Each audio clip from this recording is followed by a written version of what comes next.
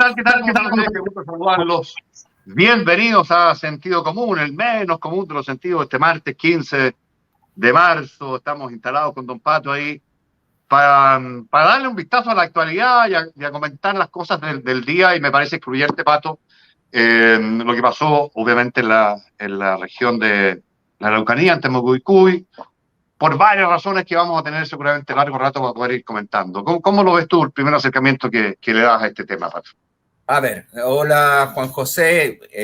En realidad yo creo que una primera falla estratégica en la cual es suponer que una negociación con grupos en conflicto no tiene que haber una voluntad explícita de las partes para dialogar. Es decir, cuando digo voluntad explícita de las partes es que se demuestre y se haya conversado previamente y se haya demostrado con hechos que efectivamente estoy dispuesto a dialogar. Es como un poco lo que pasa con Ucrania y Rusia. Es decir, cuando tú no detienes los bombardeos, no detienes nada y te sientas a negociar, quiere decir que no tienes ninguna voluntad ni intención de llegar a ningún acuerdo. Volviendo desde ese punto de vista, tú lo entiendes como una improvisación de esa manera. O sea, se evidente, aquello, ¿no? Yo creo que más que improvisación, así de ser improvisación, que la hay, yo creo que el problema es un poco la idealización del propio gobierno de su autoimagen, es decir, como ver como que ellos representan algo distinto, entonces con solo hecho que ellos representan algo distinto y que estaban en contra de los estados de excepción, críticos de las medidas que había tomado Piñera, entonces con eso bastaba para llegar y sentarse a dialogar y que todas las cosas cambiaran. Esa es mi impresión. Hay un cruel baño de realidad, Pato, en lo que pasó hoy día. Es una cuestión muy, muy dura lo que ha pasado. Se cae, antes de iniciarse, una política pública muy cacareada, que es que lo de la Araucanía se resuelve con diálogo y con la mera y simple presencia, como dices tú, de algo en la zona distinto de lo que era lo anterior, que era el gobierno de Sebastián Piñera. Correcto. Y esa política pública que se caiga me parece que es muy grave para el país, tan grave como tener que necesariamente, creo yo, reconocer una vez más, por enésima vez, que desgraciadamente en esas 4 provincias, al menos, hay un estado de Chile que es un estado que uno puede entender como un estado fallido, en ese territorio no hay una presencia eficiente que garantice los derechos de las personas, del Estado, de parte del Estado, que es su obligación. Entonces, a mí me parece que tiene varias lecturas, todas bien duras para la realidad chilena. Un baño de realidad para un gobierno que tenía a lo mejor las buenas intenciones, pero no los buenos caminos, los buenos métodos que han demostrado no ser eficientes. Además, se cae una política pública al tiro, de entrada, muy, muy vistosa, que estaba convocada desde un inicio a obtener resultados distintos, sin embargo, obtienen los peores. Yo no recuerdo en la historia una situación de inseguridad tan relevante como la vivida por una ministra del Interior, la primera ministra del Interior de nuestra historia. No recuerdo nunca un ministro del Interior sometido a esa inseguridad. Hay una falla, evidentemente, Pato, creo yo también, y esto hay que decirlo, en la cápsula de seguridad. Por mucho que me digan, pero por supuesto, es una opción impresentable, de no haber garantizado la seguridad. La ministra del Interior no tiene por qué garantizarse su propia seguridad. Cometió un error político garrafal. Pero los llamados a garantizar la seguridad del ministro del Interior y de las autoridades públicas son las policías. Ahora, me preocupa también la reacción del gobierno. Cuando yo escuché a la vocera, Camila Vallejo, no condenó el hecho. No sé si te llamó la atención, es decir, y eso a mí me parece que no se puede seguir legitimando. Ellos tienen que entender que están en el gobierno y por lo tanto lo que tú planteas de esta ausencia de Estado de Derecho, que es verdad, que eso es lo que pasa, o sea, cuando hay un Estado fallido quiere decir que no se puede ejercer la autoridad del Estado en una determinada zona.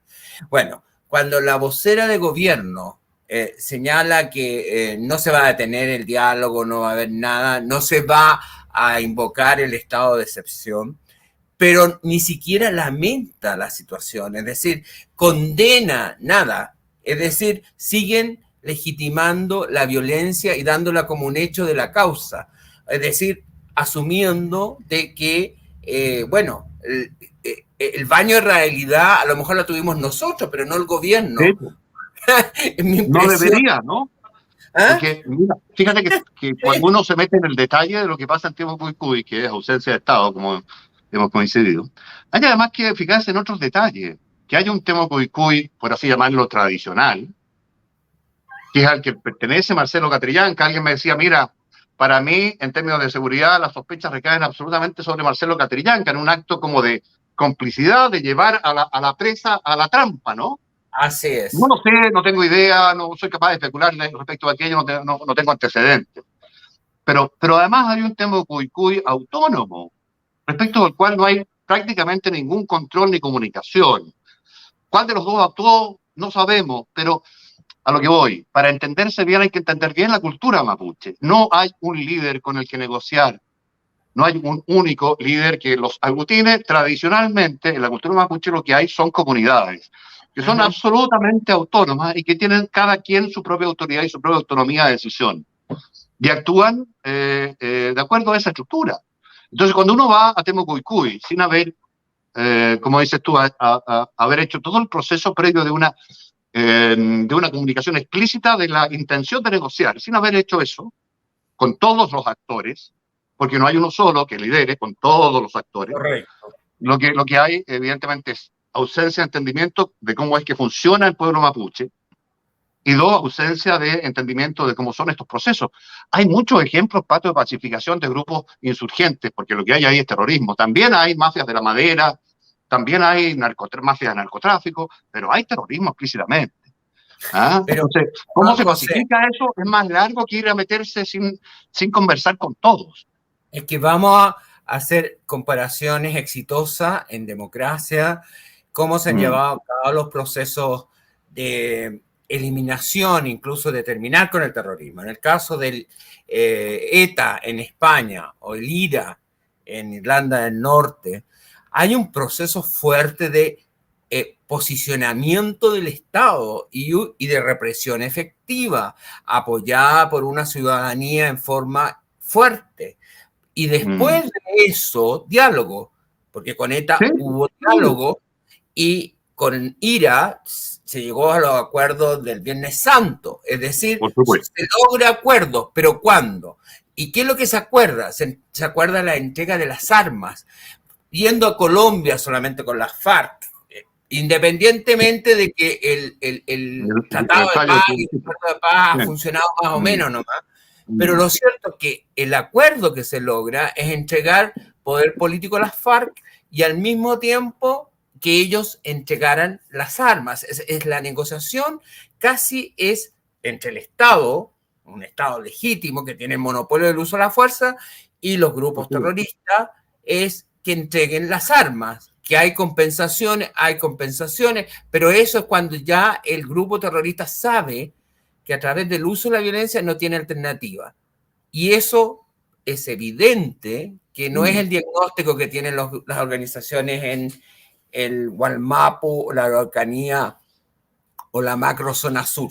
Es decir, resulta evidente, yo creo que fue un baño de realismo, pero un baño de realismo que yo creo que no hubo una toma de conciencia en el gobierno, si es que uno escucha las palabras de la vocera Camila Vallejo, que no distaba muchísimo de una condena, que eso era necesario, o sea, independientemente que usen o busquen un nuevo estado de excepción para la zona, que no lo van a hacer por lo que dijo la Camila Vallejo, pero no importa, hay que condenar el uso de la violencia en un legitimarlo. Sí, no, estoy enteramente de acuerdo contigo. ¿Sabes lo que pasa, Pato? Me preocupa por la amplitud de los desconocimientos o de las políticas un poco de baquelita que yo veo detrás. Fíjate que en otro tema, en paralelo, otra política pública, la primera del gobierno, que le va a costar seguramente una interpelación, o puede costarles que asistes una interpelación, es esta decisión de retirar de parte del gobierno las querellas por ley de seguridad del Estado, 139 querellas de las 146 que hay, que involucran a mucho más de 139 personas. ¿Ah? Son cerca, creo, si no me equivoco, de 600. ¿Y por qué te digo que es de baquelita? Porque ¿cuál fue el fundamento, la argumentación que más se dio al respecto? Mire, lo que hay acá es un abuso de la prisión preventiva. Eso es lo que queremos producir.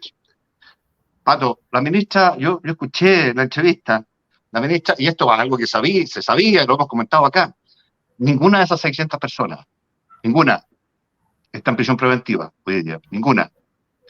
Entonces, lo que ocurre cuando tú retiras una querella por ley de seguridad del Estado como querellante Estado tú, es que esa querella se sale y esa persona sale libre de polvo y paja de su proceso. Se cae la querella. Salvo que esté querellado por otras personas, pero ya no por ley de seguridad del Estado, porque la ley de seguridad del Estado solo la puede invocar el gobierno. Entonces, ¿cuál es el objetivo? Liberar a esas personas del proceso, ¿no? ¿Verdad? Al final. Yo creo que ahí hay claramente un objetivo político, porque a eso tú le sumas con la propuesta de que se va a evaluar caso a caso, eso sí, el tema de la amnistía. Así lo señaló el presidente Boric. Entonces, si más encima se da una señal como la que tú indicas, justamente retirar las querellas, y a eso le sumamos el tema de que se va a evaluar la posibilidad de una amnistía, es decir, estaríamos hablando de qué. O sea, si a esto le sumamos el panorama con el tema Cuicuy y la situación de hoy día, y que la propia ministra, y perdona que sea tan insistente con esto, porque me imagino que la ministra Camila Vallejo conversó con el presidente Boric antes de dar su declaración, y ahí uno esperaría, porque es el gobierno el que habla, no es la ministra Camila Vallejo, y el gobierno debió haber condenado duramente el uso de la violencia en el caso específico de Iquia Siche. Entonces nos encontramos con un panorama, un marco de un gobierno que se inició el viernes, Juan José, y que llevamos pocos días y vamos viendo una cosa tras otra. El episodio del cura Berrío, que me parece también un episodio muy llamativo. No, eso es increíble. Eso es increíble, entonces, Juan José. Van sumando cosas. El episodio con Bolivia, Pato, que es un episodio eso da para hablar. Pero lo de Berrío, fíjate que si tú examinas porque esto se tomó una decisión en el comité político y fue la ministra de la Mujer la que insistió, pero y por el tema de la pertenencia a los jesuitas. O sea, si uno asume eso, uno debería pensar que el Papa no podría ser parte de un consejo ni un comité en Chile porque es jesuita. Es decir, está bien, aceptemos que ha habido casos de pedofilia, que en el caso de los jesuitas son más de 60 personas. Y que ha habido, Pato, una actitud que uno no califica del todo feliz de parte de los jesuitas en Chile a propósito de la transparencia que debió haber habido y no hubo en el caso de Poblete y otros. Ahí se llegaron a acuerdos con las víctimas, acuerdos en dinero que no conocemos en su detalle, y que hay ahí un tema, por supuesto, que es muy doloroso para muchas personas y para la comunidad en general. Pero claro, esto se sabe hace mucho rato. Se sabe hace mucho rato. Entonces, se autogenera una crisis, un conflicto con la Iglesia Católica absurdo. Absurdo. Genera un conflicto también con la élite anticlerical, si tú quieres, de la izquierda, también absurdo. Pero no será, y me lo planteo como reflexión, Juan José, dime tú si piensas igual, ¿no será como una actitud como una marca para darle el gusto a la izquierda más dura? Porque evidentemente que Boris va a tener que manejarse en un equilibrio muy complejo entre la izquierda dura y la izquierda más socialdemócrata. Entonces, este ataque a la iglesia le viene bien en términos de la imagen de duro, porque esa condena es Sati, la presencia de Sati, y se suma que se le invita a Berrío a ser parte de un consejo, una comisión para ver el tema de las poblaciones. Y después se le quita el piso, porque se le quitó el piso rápidamente. Después de lo de Sati, uno decía, bueno, si se acusa que hubo componendas en la iglesia que protegieron a personas que cometieron, digamos, abusos sexuales o de ese tipo. Entonces, ¿por qué en el caso de los jesuitas que reconocen y reconocieron, pero como tú muy bien señalas, con una serie de cosas que no se saben? Entonces, y bueno, una serie de elementos que no sabemos, entonces se le llama a participar públicamente, después se le quita el piso en esa situación. Me parece impresentable, y no es por caer en una cosa peyorativa, pero es verdad. O sea, súmale una cosa a lo mejor menor, pero que ha salido en los diarios internacionales. En El País, por ejemplo, salió muy destacado el tema de la entrevista de Boric, en la cual acusa al rey de que él fue el que atrasó digamos, el inicio de la ceremonia, pero por favor, en serio, Juan José, si tú, es un invitado tuyo que viene a presenciar un evento republicano y él aparece, digamos, cuestionando que de alguna manera el rey fue el culpable del atraso. La respuesta de España fue que se había seguido todos los protocolos indicados por los chilenos. Entonces ahí tenemos otra.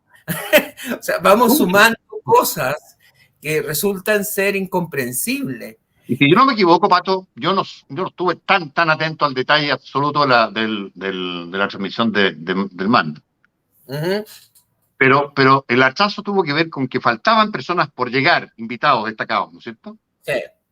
Y eso... O sea, el atraso efectivamente, o sea, se notó, si uno lo ve por imagen nada más, que era lo que estaban esperando el rey, eso es cierto. Pero ¿qué cosa? Pero el último en entrar, tras el cual se cierra la puerta, ¿ya? Si no me equivoco, fue el presidente del Perú. Ojo. Entonces, ya, eso sí que no lo sabía, Juan José. No, sí, por supuesto. O sea, yo lo que me acuerdo es que el último en entrar, es que ese es un punto súper relevante. Porque, no, mira, no quiero mentir porque la memoria de repente es frágil. No, o el del Perú o el de Bolivia, no recuerdo bien. Pero no fue el rey. Perfecto. Entonces, como el rey es tan imponente, porque mide como 2 metros, entonces uno se acuerda de uno se acuerda de él que él fue el último.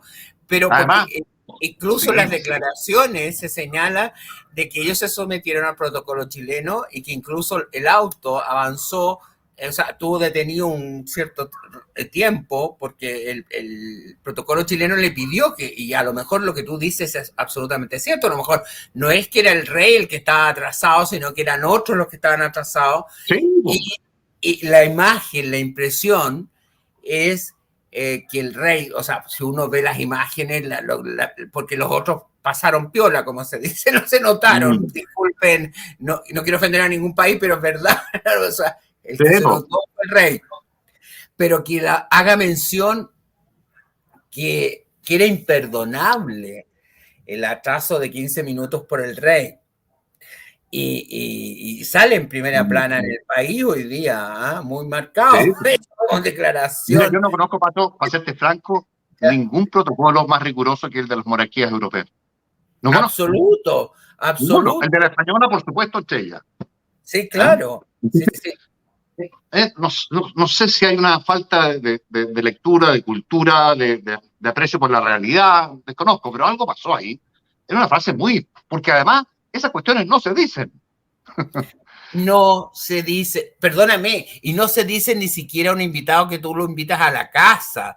O sea, tú haces ahí, eso es como de donde gente, no necesitas un protocolo diplomático. O sea, si tú invitas a comer a la casa y la persona se atrasa, bueno, tú no le das mayor importancia, o sea, tratas de que la persona se sienta cómoda porque tú lo invitaste. Entonces está participando de algo y bueno, si hubo un atraso no es culpa de la persona. O sea, tú no le das como para decir, oye, es impresentable la situación y atrasó 15 minutos la ceremonia. O sea, sinceramente, no veo cómo pueden suceder tantas cosas en tan pocos días. Pero además lo de Bolivia, Pato, mira, perdona, es que es un tema mucho más estratégico para Chile. Lo de Bolivia te quiero decir. Cuando ese tema que estaba absolutamente submarinado, con los bolivianos absolutamente entregados a la derrota que tuvieron en La Haya, a la espera de una nueva derrota seguramente en estos alegatos que parten ahora a principios de abril en La Haya por el Silala. Cuando estaba todo eso ahí, tú vas y pones en primer lugar de la agenda de nuevo, a través de la oferta de relaciones aquí y ahora, al tiro, y sin condiciones para integración de los pueblos y qué sé yo, le ofreces esto. ¿Y qué esperabas tú del gobierno de Bolivia? Lo que te dijeron, que es la aspiración marítima de Bolivia, es irrenunciable, está en nuestra constitución y no la vamos a transar. Ok, listo, marcado en agenda para adelante, la irrenunciable condición de salida al mar de Bolivia. Eso es lo que marca de aquí en más, de nuevo, una vez más, las relaciones entre Chile y Bolivia, cuando ya ese tema quedó zanjado por la justicia en La Haya. Sin embargo, comunicacionalmente queda de nuevo puesto en el primer lugar. Entonces, ¿sabes qué? Hay que ser un poquito menos torpe en esto. Sí, abriste una caja de Pandora de nuevo cuando ya estaba cerrada y había sido cerrada por la Corte Internacional de Justicia, nada menos. Entonces, si quieren relaciones con Bolivia, ya saben ya lo que tienen que conceder. El tema marítimo es constitucional en Bolivia, así que eso falta también. Por eso digo, si vamos a seguir a este ritmo, es decir, hay una frase de Harold Wilson de que en política una semana es mucho tiempo, pero acá parece que los días, las horas, los segundos son mucho tiempo, porque se cometen demasiados errores. Uno, ya está bien, es un gobierno recién llegado, de gente que no tiene experiencia, pero igual están gobernando el país. Ese es el tema. No hay tiempo para hacer la práctica, como se dice. No, por supuesto. Alguien me dice ahí que fue el presidente de Ecuador el que venía atrasado. No me acuerdo yo con precisión, así que soy incapaz de controvertir aquello, pero sí te puedo decir con cierta precisión, uno, lo que conozco, que es el protocolo absolutamente regido a horarios y a términos de las monarquías. Esa cuestión es, te lo garantizo, o sea, no hay ni una posibilidad de saltárselo. Además, a mí me ha tocado cubrir actos de la monarquía en Europa alguna vez, y no hay una posibilidad de que el protocolo saltárselo, pero nada. ¿Ah? Pero por otro lado, Pato, bueno, me dice alguien que fue el presidente de Ecuador y que venía atrasado. ¿Ah? Bueno, pero es que eso, entonces con mayor razón, no puede el presidente Boric dar en una entrevista y decir que es impresentable y culpar al rey de España como el que atrasó por 15 minutos la ceremonia y eso transformarlo en un lío diplomático. Y una noticia de primera plana en España. Entonces es realmente de antología. Te lo digo. Yo creo. Sí. Le vamos al corte, Pato, y regresamos en breve con más al sentido común. Perfecto.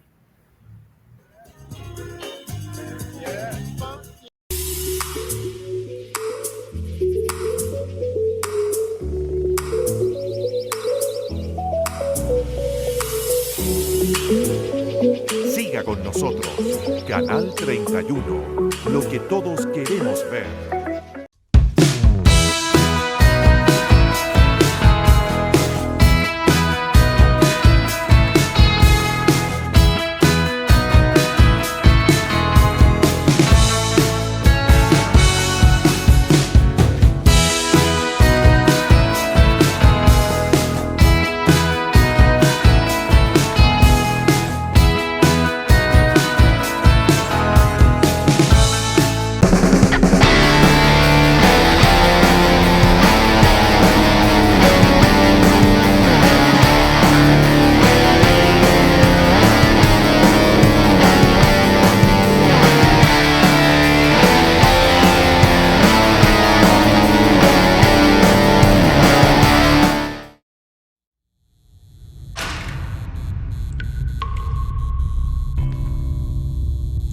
En los momentos más difíciles, cuando vemos todo negro y perdemos las esperanzas, se abre una línea directa.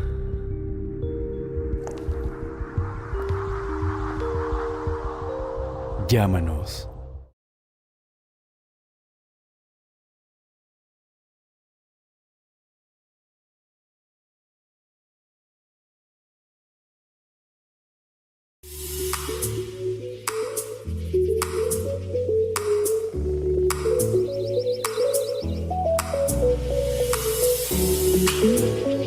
Siga con nosotros, Canal 31, lo que todos queremos ver.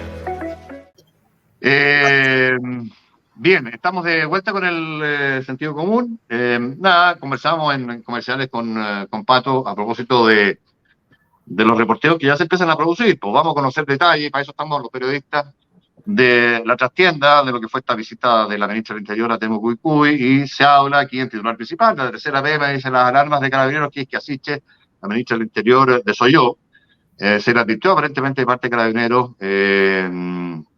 la existencia de un escenario complejo, y ella declinó ir con mayor escolta y en vehículos blindados Aparentemente también, según dice el reportero del diario La Tercera, el equipo de la ministra del Interior recién se comunicó en horas de la tarde de ayer con la gente de Mocuy, que no tenía muy claro de qué se iba a tratar esta reunión, y por ende no se hicieron los contactos ni adecuados, ni a tiempo, ni con la profundidad necesaria, ni con la custodia adecuada. Entonces, claro, efectivamente uno puede hablar.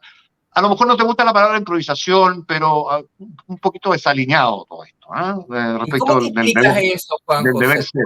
Es muy extraño. ¿Cómo te explicas qué razones para una despreocupación tan grande, digamos? Porque también, ahora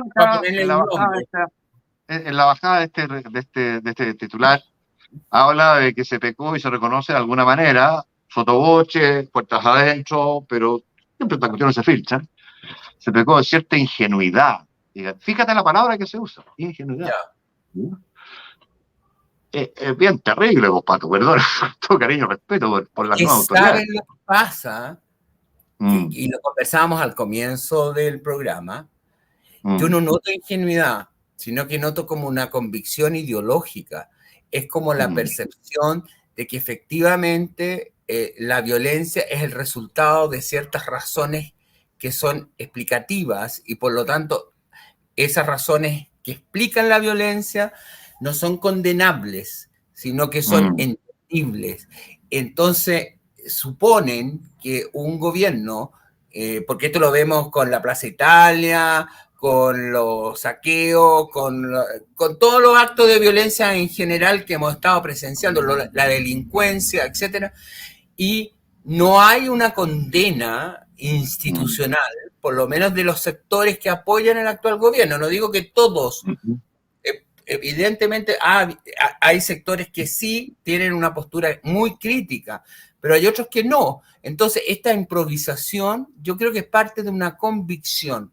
O sea, como que, mira, en realidad nosotros los entendemos, sabemos que ustedes siempre han sido un pueblo mirado en menos, que han sido discriminados, les han quitado las tierras. Entonces, bueno, ahora nosotros venimos a resolver todas esas cosas, partamos dialogando. Y no hay que ir ni con carros blindados, ni con carabineros, ni con nada, porque en realidad basta que lleguemos nosotros para que haya un cambio de actitud. Eso es falso. Y tú cuando legitimas la violencia, lo haces una vez, ya lo haces siempre. Entonces la persona que va a usar la violencia sabe que tú la estás entendiendo, la estás comprendiendo y lo estás analizando desde tu propia cosmovisión. Y eso yo creo que es el problema que se va a repetir.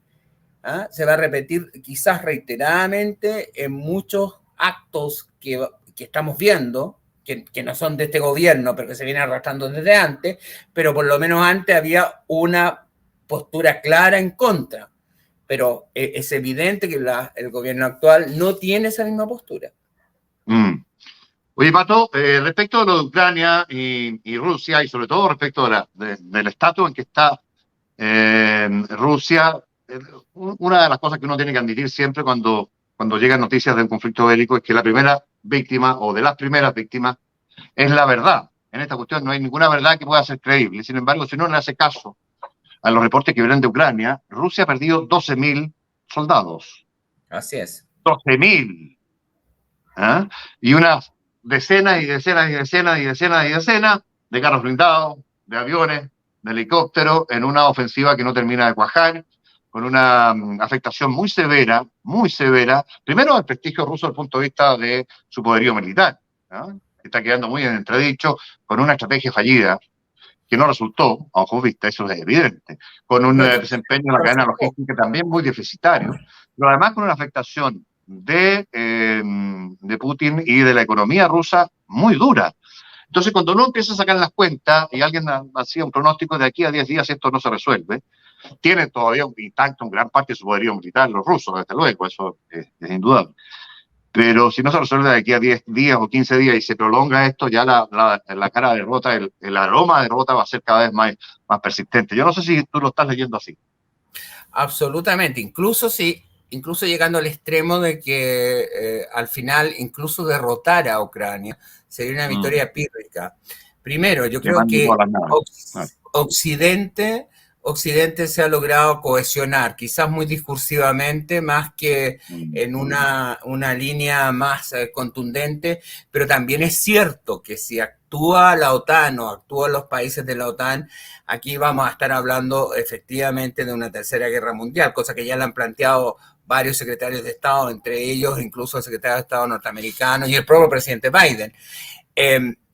China, por otro lado, que se ha estado discutiendo, ya que tú señalabas la verdad que uno de los primeros elementos que se pierde en una guerra, se estuvo evaluando, o por lo menos así hubo trascendido, de que China iba a estar dispuesta a apoyar a Rusia.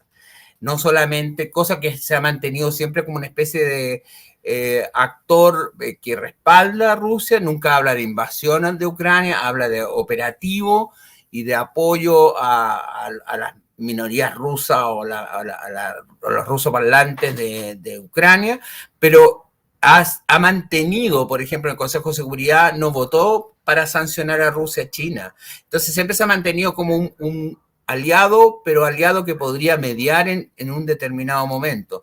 Bueno, estas últimas semanas ese aliado que podría mediar está, por lo menos lo trascendido, es que sí estaría dispuesto incluso a apoyar a Rusia con armamento, si es que lo consideraran necesario. Si fuera así, estamos hablando de una cosa que se está tensionando cada día más y alargando cada día más. Y cada día que se alarga es un triunfo para Ucrania, en términos de derrota del Goliat frente a David. O sea, es evidente que mientras más esto, todos nos imaginamos que iba a ser cosa de un fin de semana, y yo creo que Putin así también lo pensaba, o sea, era cosa de que en 4 o 5 días llegaban a la capital, sacaban al presidente y empezaba una mesa de negociación. Y evidentemente que eso ya no pasó, y por lo tanto esta guerra relámpago, que eso es lo que se intentó hacer, y demostrar fuerza a todo nivel, ahora se sigue demostrando fuerza, pero contra la población civil de una manera terrible. O sea, es espantoso las imágenes que uno recibe y que revisa lo que está pasando en la población civil. Pato, voy a pegarle voy a hacer los saludos a los oficiadores que me quedan rezagados, si te parece, y después démonos un tiempo para hablar de lo que viene en nuestra política en términos de cómo se va a ejercer, crees tú, en tu opinión, en tu mirada, en tu proyección, el liderazgo desde la oposición y quién lo va a ejercer. El otro día me sorprendían mucho unas palabras de Mario Desbordes respecto de que yo creo que es absolutamente falso lo que dice. Respecto de que el expresidente Sebastián Piñera tenía pretensiones de en 4 años más, cuando tenga ya 77 años, volver a candidatarse y liderar el país o el sector, y entre medio marcar algún liderazgo, ¿no? ¿Verdad? Que salió, para desgracia de ese sector muy deteriorado del último gobierno. Pero si no es él, ¿quién más? ¿Ah? O no sabemos todavía, tú lees la posibilidad de caso, pero discutámoslo. La posibilidad de un renacido Sichel que puede también ser una alternativa, no lo sé. Por eso déjame, o si quieres, dale al tiro, porque no, cuando tú quieras. A ver, yo creo que hay personajes que cumplieron su ciclo. Yo creo que Piñera, sin lugar a duda, cumplió un ciclo, y un ciclo que puede que su legado, como lo han dicho varios analistas, en los cuales me incluyo también, yo creo que va a ser reconocido ex post, porque logró mantener el sistema democrático en un momento de gran crisis, como fue el tema del estallido social.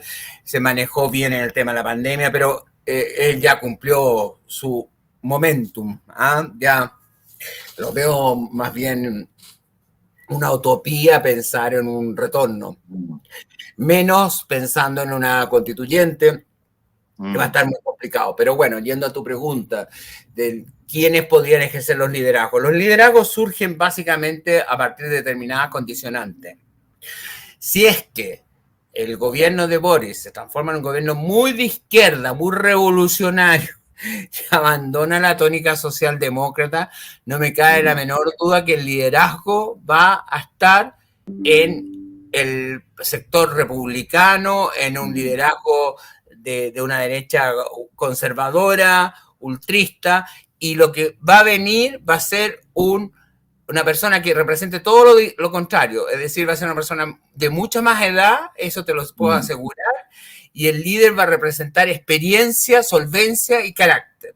Eso, ¿quién es? No me atrevo todavía a asegurarlo hasta que no haya avanzado un poco más el gobierno de Boric.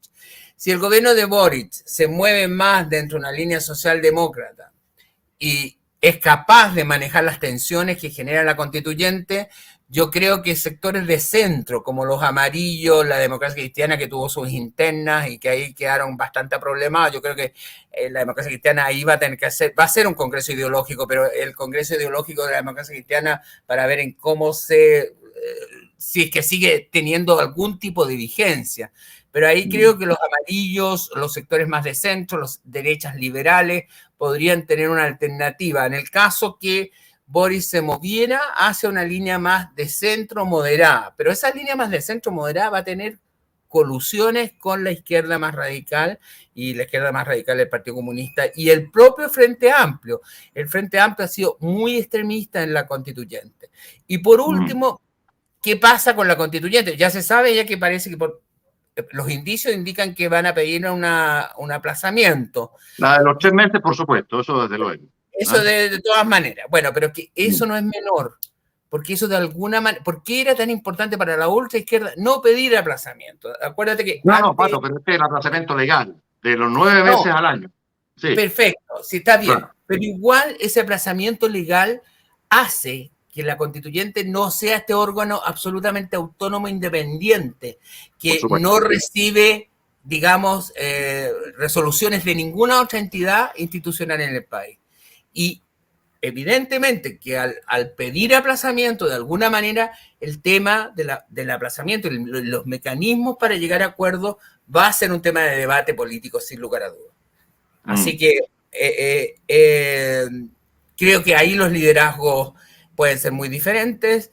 Y sí, disculpa, y con esto concluyo, si el liderazgo de Boric se modera demasiado, ahí yo creo que Jadwe va a tratar de corregir por lo menos o liderar una izquierda más dura y más movilizada contra un gobierno que no ha sido capaz de cumplir el programa. Por supuesto. Pato, nos pilló don José ahí, siempre firme al pie del cañón. Nos pone cara, lo tenemos aburrido ya con tanta cháchara. Bien, nos despedimos, don Pato, nos reencontramos, si te parece, mañana. Muchas gracias, José. Perfecto, pues. Chao, Buenas José. tardes. Chao, José. Chao.